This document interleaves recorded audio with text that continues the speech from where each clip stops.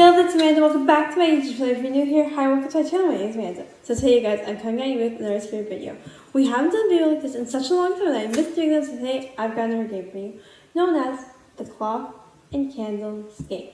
So the point of this game is you to invite a visitor or visitors into your house and have them answer 10 questions that you want to answer to. But here's 3 things that I find very terrifying with this ritual. The first one is you don't know what you're welcoming into your house. You know if it's a demon or a spirit or a ghost. You don't know what you're allowing to come into your house and ask these 10 questions. And for you to even be able to ask these 10 questions, you need to put a drop of your blood on the floor. You guys know I always say, never use part of your DNA, especially your blood, to play a paranormal game.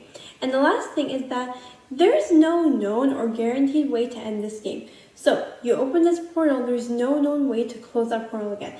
And you guys know that with every paranormal game, the portal needs to be closed or else you might be inviting something that you don't want in your house. So, you guys know the drill. The rules kind of play, even though again you should not play in my opinion. And like I say with all these kind of videos, if you guys don't want this stuff, feel free to go. And now let's get into the Clock and Candles game.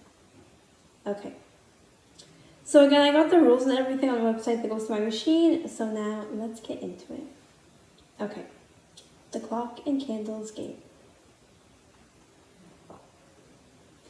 Today, a combination summoning and information gathering ritual, the Clock and Candles game. Relatively simple to play, it requires only minimal supplies, but don't be fooled. Simple, as always, doesn't mean safe. None of these rituals should be considered safe, but you know that by now, right? I spotted this one exclusively on Korean sites, namely in 2 posts. One in 2011 and one in 2012. These Korean sources all say the game is Western in origin, however, with one source in particular specifying the United States as country of origin. So, here's the ritual, and remember, as always, play at your own risk. Players. 1 principle. Requirements. 1 analog clock or watch, 4 candles, matches or a lighter, a needle, a choir room in which to play, questions, approximately 10, queries, information you seek, knowledge you wish to learn. Instructions. Making the preparation. Prior to beginning, prepare your playing space. Clear a large area on the floor in the room in which you have chosen to play, removing anything flammable and ensuring a flat, sturdy surface. It is also recommended that you place a fire extinguisher within the room. Wait until at least midnight, but no later than 3 a.m. When the time is right, bring your supplies with you to your playing space. Arrange the candles in a cross shape on the cleared area of the floor. The candles should be roughly 20 centimeters, about 8 inches apart. Place the clock or watch in the middle of the cross. Turn out the lights. Seat yourself near the clock and candles. Take a deep breath. Get comfortable. You are now ready to begin. Issuing the invitation. Using the matches or lighter, light each of the 4 candles. There is no specific order in which you must light them, although it is recommended that you begin with the northernmost candle and move clockwise. Using the needle, prick your finger until it bleeds. Deposit 1 drop of blood onto the center of the clock at the middle of the cross. Now issue the invitation. You may invite your correspondent or correspondents, however you like, using whatever words come to mind. The only requirement is that you be respectful and treat the proceedings with the gravity they deserve. Once you have finished speaking, wait. Watch the candles. What do you see? If the candles remain lit, your invitation has not been accepted. Do not proceed. Apologize for the bother, extinguish the candles, clear up your supplies, turn on the lights, and vacate the room. You may try again another time if you wish. If 1 candle goes out, your invitation has been accepted and your visitor has arrived. You may proceed. If 2 or more candles go out, your invitation has been accepted and your visitors have arrived, 1 for each candle that has extinguished itself. You may proceed. Asking your questions. You may now begin asking your questions. To do so, speak your questions aloud, then watch the clock face. If you are successful, the hands of the clock will move to indicate the answer. If the hands of the clock do move, your visitor either does not know or do not wish to answer. If you receive no answer in response to a specific question, do not ask it again. Do not ask any one question more than once. You may continue to ask your questions and read the responses until you have asked a total of 10 questions. Then you must make a choice. If you are satisfied with what you have learned, you may end the game here. If you wish to ask more questions, You must prick your finger again and deposit another drop of blood in the center of the clock. Then return to asking your questions.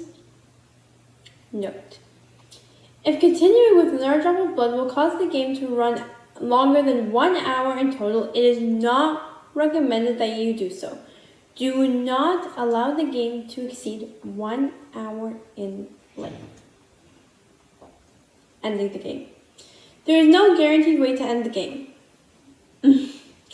You may, if you wish, try thanking your visitors for their time and instructing them that it is now time to leave, relighting the candles that went out when they arrived, and waiting to see if the candles remain lit. If they do, then you may extinguish your candles again, clear up your supplies, turn on the lights, and vacate the room. This method may or may not work, but it's worth a shot, isn't it? Like I said, there's no guaranteed way to end it, and this method may or may not work, so there's no known guaranteed way. Okay, additional notes. The clock or watch may be of any variety: wristwatch, pocket watch, wall clock, etc., as long as it is not analog. Do not attempt to play this game with any kind of digital clock. So it has to be analog. You cannot use digital clock to play this game. This game is best played between the hours of midnight and 4 a.m. Due to the fact that the game should also not be allowed to exceed 1 hour in length, it is not advisable to begin the game later than 3 a.m. You need not ask as many as 10 questions per drop of blood, but do not attempt to ask more than 10 questions on a single drop of blood. 1 drop equals 10 questions. That is the price you must pay. Do not be greedy. Do not cheat. Reading the responses. When your visitor or visitors have chosen to respond to your questions, their answers may be read by following the hands of the clock as they move around the clock face. As the hands move, they will spell out words and sentences which will serve as the answers to your questions. Okay guys, so they put a diagram of how the clock is supposed to look like, but I made my own because I didn't want to use theirs. So here's my terrible version. So we're going to try to follow it. But this is how the clock is supposed to look and how you're supposed to read your responses. So the hour hand provides the primary movement. When the hour hand is pointed at the number 1 on the clock face, the position corresponds to the letter A. When the hour hand is pointed between the numbers 1 and 2 on the clock face, the position corresponds to the letter B. When the hour hand is pointed at the number 2 on the clock face, the position corresponds to the letter C, etc. So that's how you're going to read the answers. The second hand provides the secondary movement. When it is pointed at the number 12, the position corresponds to the letter Z. Note: there does not seem to be a way for the clock to indicate the letter Y, as the hour hand's potential positions only cover until the letter X, and only one position, that for the letter Z, is specified in relation to the second hand's potential position. So there is no Y. So that's why asking yes and no questions might be hard, because they can't answer yes because there's no Y. This may understandably cause some difficulty in interpreting the responses to your questions. Do what you can to fill in the blanks and be flexible enough to think outside the box. You must work with your visitor or visitors. It is rude to expect them to do all the work for you. So you have to find a way to fill in the blanks because there's no why. A final warning. You may ask any variety of questions you wish, but as with all games of this type, be sure you want to know the answer before you do. Once you know something, you can't unknow it, and sometimes some things are better left alone. And that is the end of the ritual. Okay, you guys. So this game seems like it has a lot of risks. Like, first off, there's no guaranteed way to end it. And again, you don't know what you're dealing with. And honestly, if I would ever play a normal paranormal game, I wouldn't. But if I would never want to play a game that doesn't have a guaranteed way to end it, because I don't know if I ask them to leave, if they're actually going to end up leaving. Like, they might not. And you guys know that if a portal stays open after playing a game, you might be inviting other things in that you don't want to invite. Like, I think every game we've talked about, there's been a guaranteed way to end it, except this game. There's no guaranteed way to end it. And like they said, you may try thanking them and instructing them that it is now time to leave, but again, they might not want to leave. And if they don't, then you are inviting some things to stay that you might not want to stay. Also, there is no Y on the clock, so asking yes and no questions is going to be very difficult because, you know, there's no Y, so they can't answer yes or they can't answer anything that starts with the letter Y. So it seems that the clock only knows from A to X and Z, but there is no Y. so you can't ask yes or no questions. And another thing is that you need to use your blood. You guys know I always say you should never have to use any DNA and blood specifically to play a game. Like also with the midnight game we talked about, you need to use your blood. And I feel that using any part of your DNA or blood is just not okay. Like you shouldn't have to use any part of yourself to play a paranormal game, because like why should you have to use something like that? But yeah, honestly you guys, this game just seems really dangerous and doesn't seem like a game that, you know, like you should be playing.